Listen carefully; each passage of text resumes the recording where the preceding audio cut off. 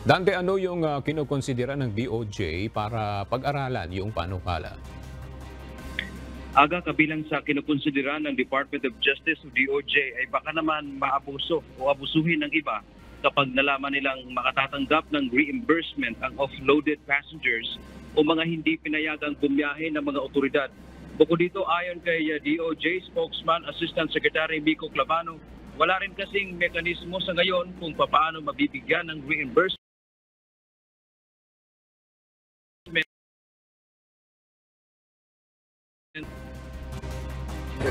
Pero as of now, kagaya ng sinabi ni SOJ at ni Yusek Nicky, there's still no mechanism by which we can reimburse them. Kagaya lang yan ng PHDO, yung Precautionary Whole Departure Order, kung saan na-offload din yung mga tao na may Precautionary Whole Departure Order, hindi naman sila na-reimburse sa kanilang mga expenses.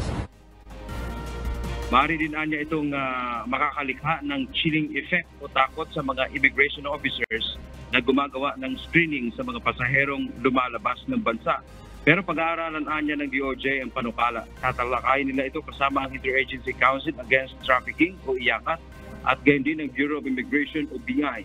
Ang hakbang na ito ay kasunod na rin sa panukala ni Senator Chis Escudero na isama ang isang special provision sa 2024 budget ng immigration ang reimbursement ng offloaded passengers.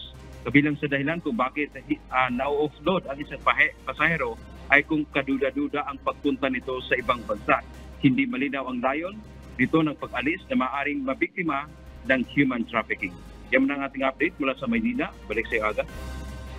Maraming salamat, Dante Amento.